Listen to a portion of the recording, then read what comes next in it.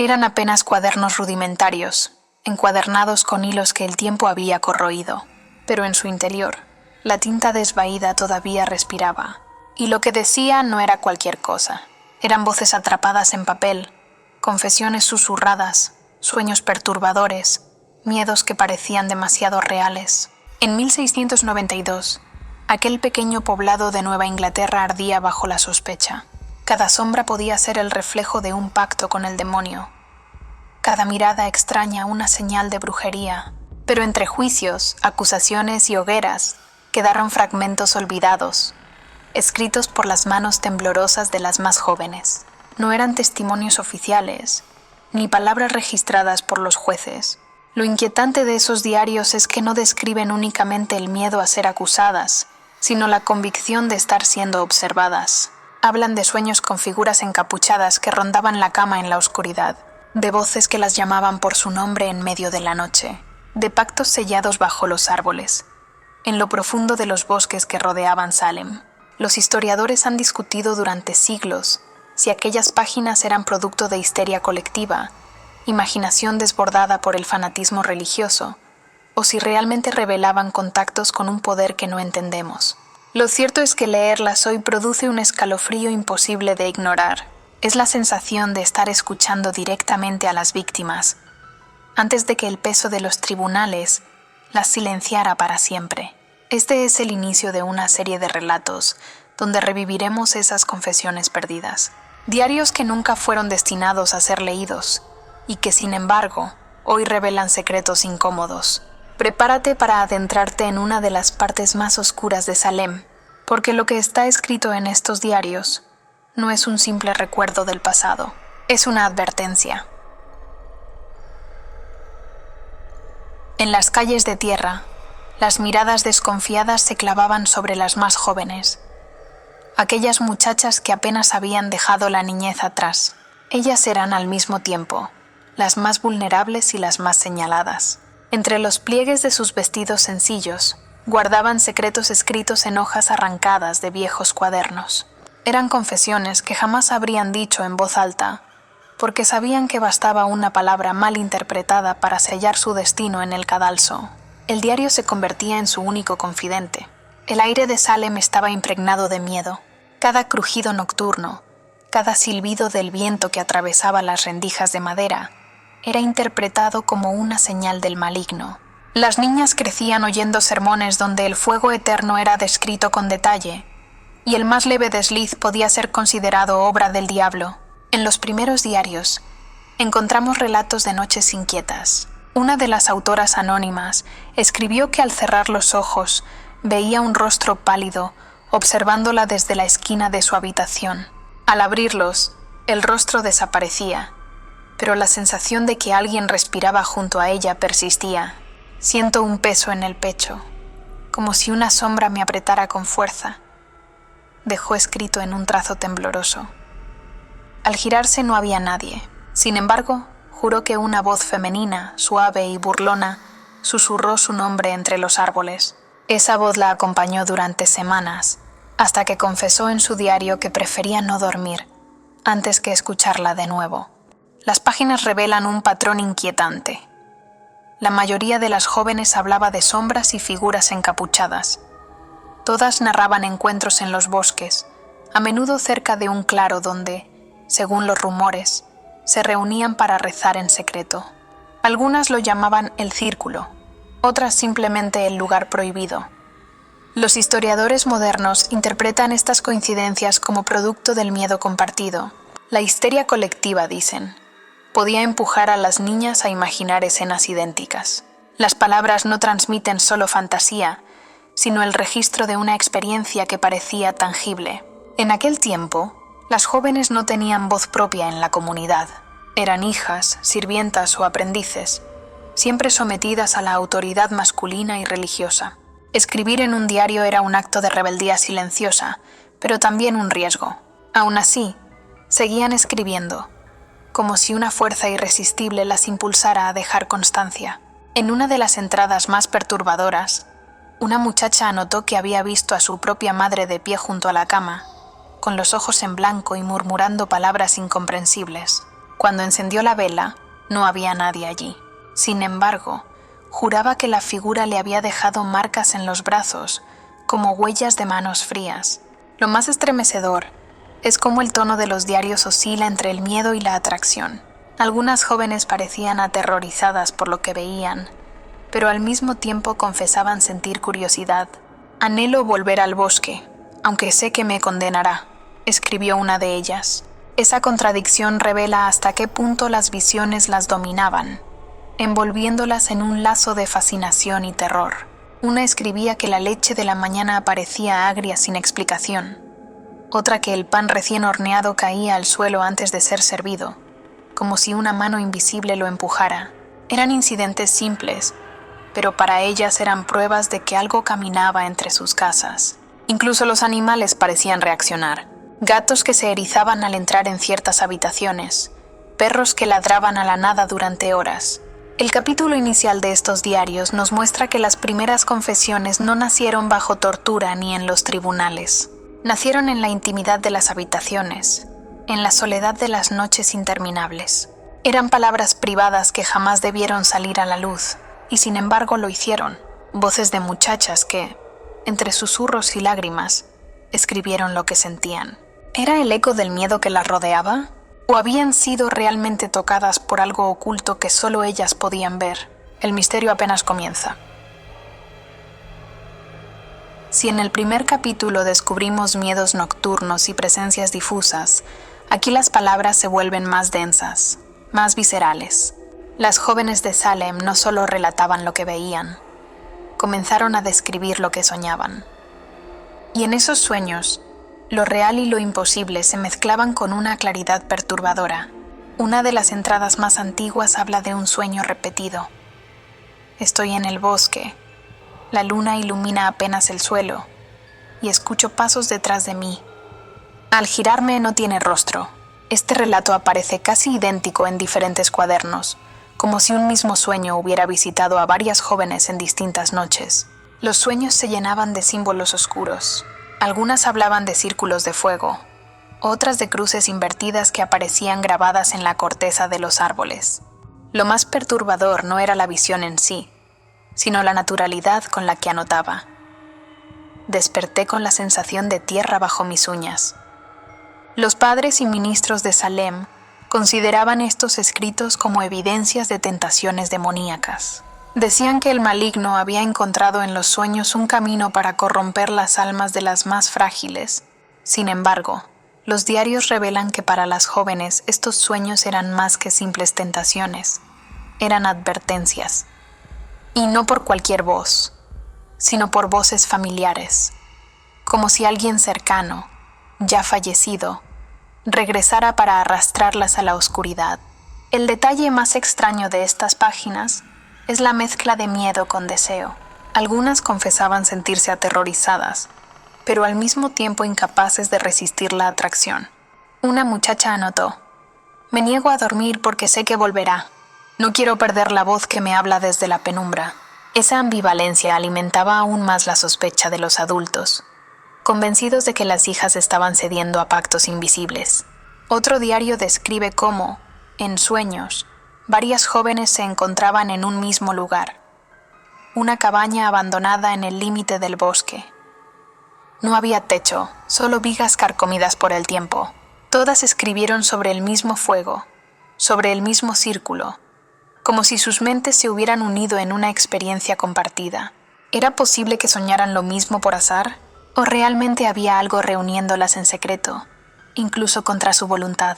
Un pasaje particularmente macabro relata cómo una de ellas soñó que bebía agua en un cuenco de madera, pero al mirarlo mejor descubrió que no era agua, sino sangre espesa y tibia. La sangre me acompañó durante el día. Cada vez que respiraba la sentía en mi garganta, escribió con desesperación.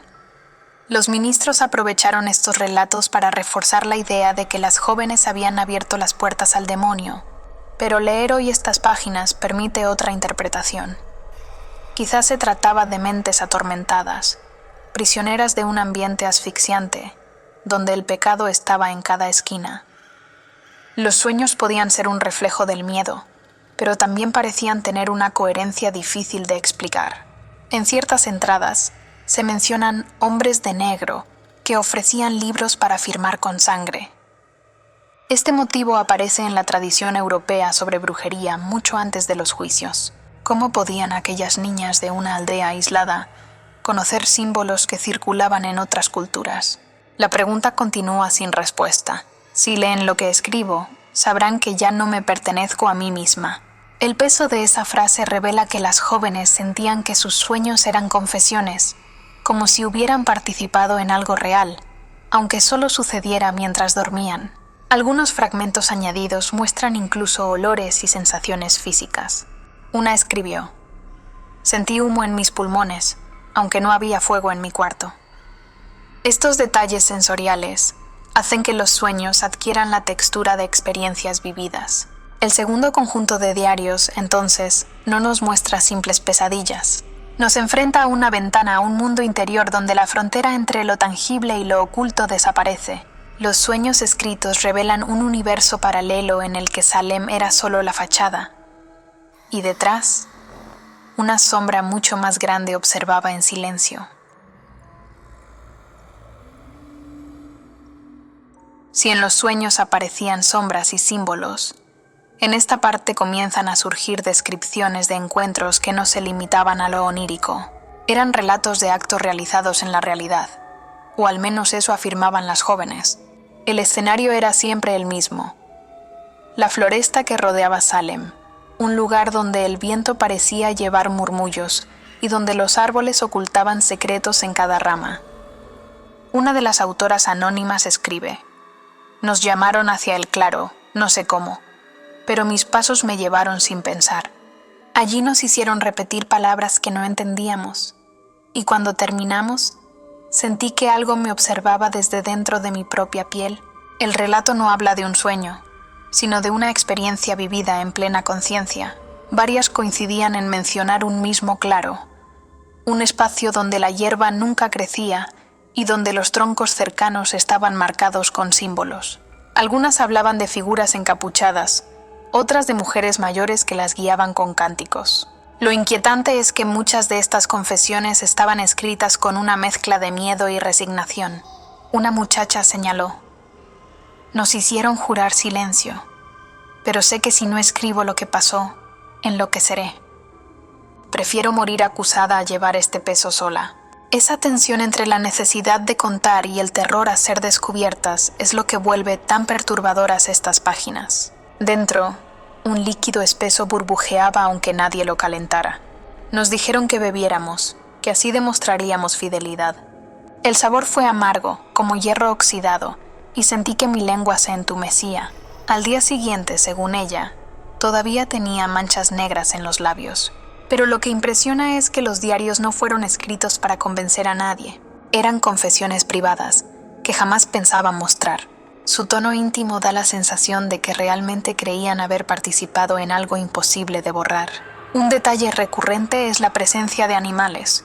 Una autora anotó: «Mientras repetíamos las palabras, escuché un maullido, y al girar la cabeza, vi a un gato negro sentado sobre una piedra. Sus ojos eran como brasas, y me sostuvo la mirada hasta que terminé el juramento». No todos los pactos eran iguales. Algunos escritos sugieren que las jóvenes se reunían en grupos pequeños, casi clandestinos, y que las ceremonias no siempre estaban dirigidas por adultos. Lo hacían convencidas de que con ello ganarían protección contra las acusaciones, sin saber que en realidad esas prácticas las condenaban aún más. En un fragmento estremecedor, una joven confiesa que fue obligada a pincharse el dedo y dejar caer una gota de sangre en el fuego. El humo cambió de color y escuché un susurro que decía mi nombre. No vi a nadie, pero sentí que algo me aceptaba. Los historiadores modernos suelen interpretar estos pasajes como metáforas o exageraciones, fruto del miedo colectivo. Pero resulta inquietante que tantos diarios distintos coincidan en detalles específicos. El claro, las piedras, el fuego eterno, los animales vigilantes. ¿Cómo explicar que varias jóvenes aisladas imaginaran lo mismo?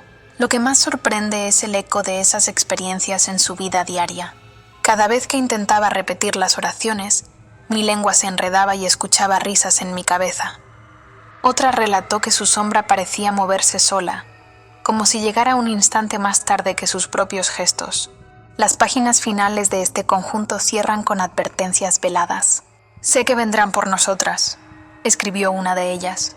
«Fue el bosque quien nos llamó». Esa frase, repetida en distintas variaciones, sugiere que las jóvenes sentían que no eran ellas quienes elegían, sino que eran elegidas por algo oculto en la floresta. El tercer capítulo de los diarios, entonces, no se limita a miedos nocturnos ni a sueños perturbadores. Nos enfrenta con descripciones de pactos realizados bajo la luna, con símbolos y gestos que parecen sacados de un manual prohibido. O quizá, en esos encuentros, realmente dejaron una parte de sí mismas entre las sombras del bosque. Los bosques se alzaban como muros oscuros, y cada crujido en la madera de las casas parecía un aviso.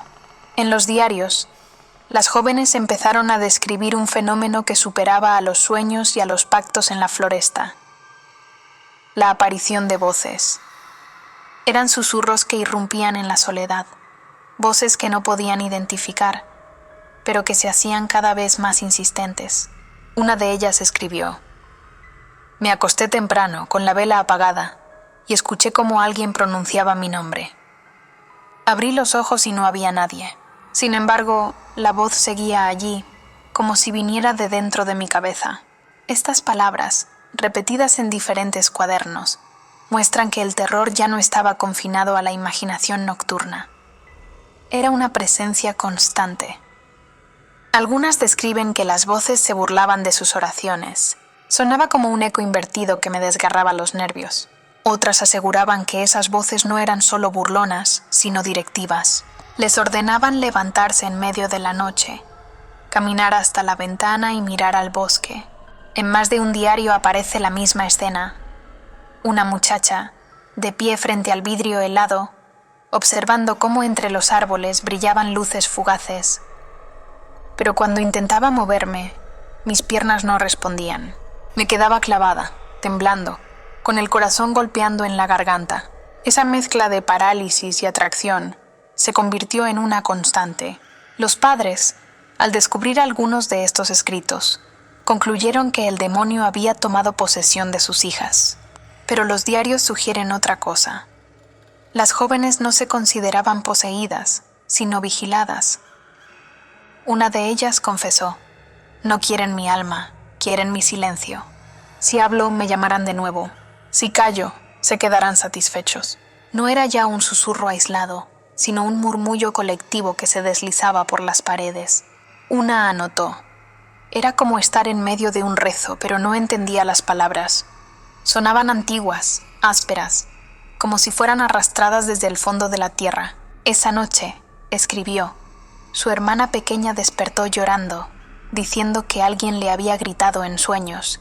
Una joven relató que escuchó cómo la voz enumeraba sus pecados.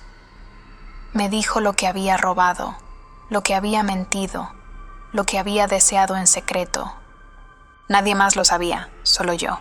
Sentí que me desnudaban por dentro». Ese detalle hizo que muchas empezaran a temer no solo al castigo divino, sino a la vergüenza pública. Una muchacha aseguró que escuchó claramente la voz de su abuela muerta, llamándola desde la cocina. Otra escribió que su padre, muerto años antes, le habló en plena madrugada, ordenándole abrir la puerta de la casa. Cuando me levanté, la puerta estaba entreabierta, aunque juraría que la había cerrado con llave. Los ministros aprovecharon estos testimonios para reforzar la caza de brujas. Sin embargo, el tono de los diarios revela algo más complejo. Las jóvenes parecían estar atrapadas en una guerra psicológica, entre creer que eran víctimas de ilusiones o aceptar que un poder oscuro realmente las estaba acosando. Un fragmento particularmente perturbador describe una noche de tormenta. El viento golpeaba las ventanas y la joven escribió: «Escuché mi nombre en cada trueno. Estuve a punto de responderle». Esa confesión muestra hasta qué punto la presión emocional las estaba quebrando. Las últimas páginas de esta sección transmiten desesperanza. Muchas de ellas ya no intentaban luchar contra las voces. Ellos rezan conmigo, pero sus palabras son más fuertes. A veces creo que no hay escapatoria, que Salem entero está hecho de susurros que nos llaman uno a uno. Este capítulo de los diarios, más que ninguno anterior, revela el nivel de angustia que vivieron las jóvenes. Las voces de la noche no eran solo un fenómeno aterrador. Se convirtieron en un símbolo del control absoluto que sentían sobre sus vidas. Quizá fue esa sensación de vulnerabilidad total la que empujó a Salem al abismo, porque cuando las voces dejan de ser una pesadilla y se convierten en compañía constante, ya no queda diferencia entre la realidad y el delirio. Y en esas páginas, las muchachas dejaron constancia de un tormento que aún hoy, al leerlo, se siente demasiado cercano. ¿Eran simples testimonios de histeria colectiva, producto de una comunidad atrapada en el miedo y la superstición?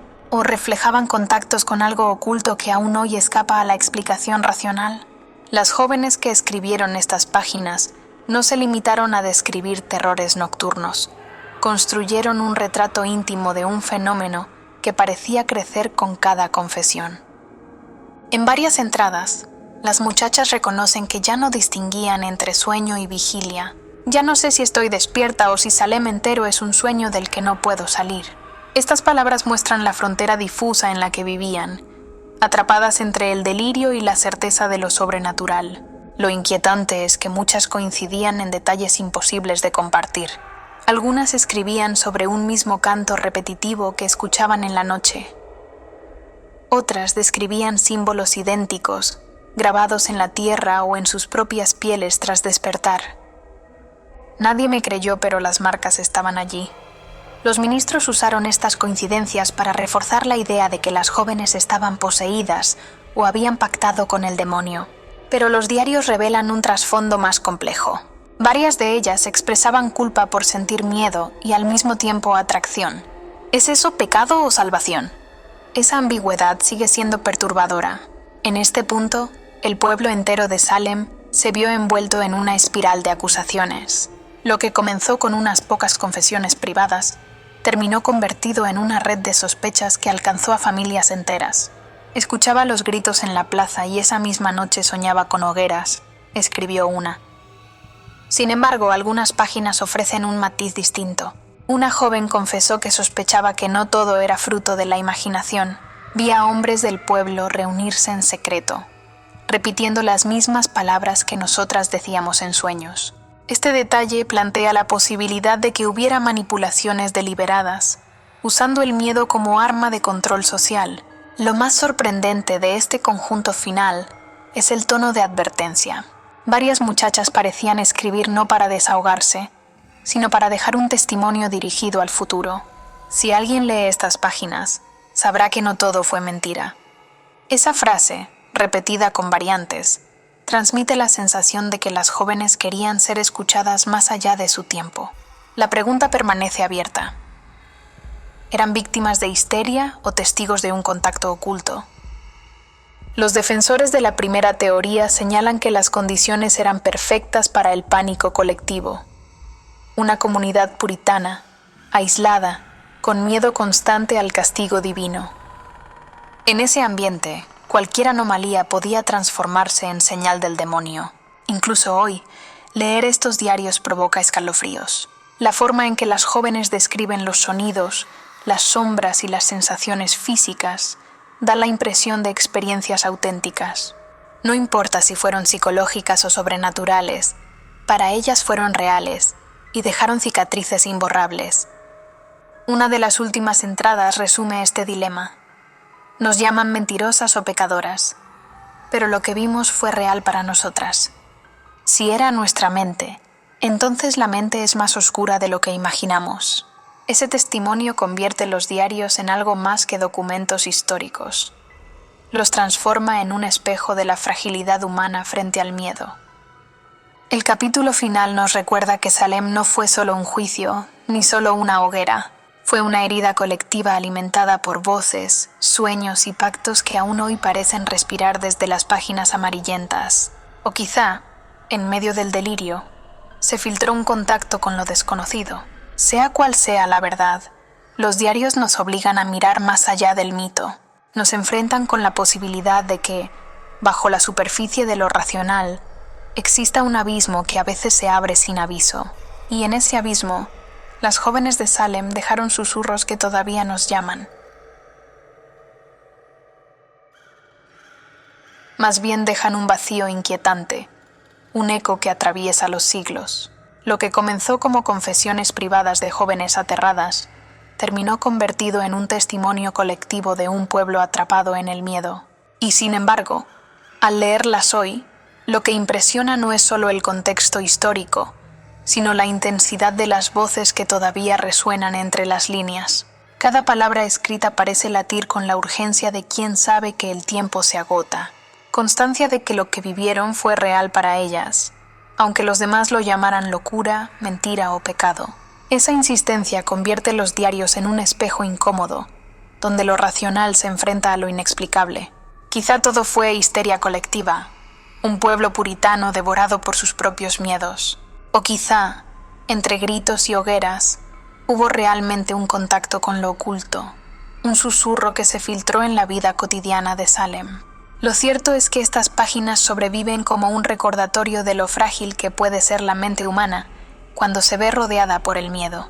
El pánico transforma sueños en visiones, voces en órdenes, sombras en enemigos invisibles, y al mismo tiempo abre la puerta a la posibilidad de que lo desconocido nos observe, esperando el momento de revelarse.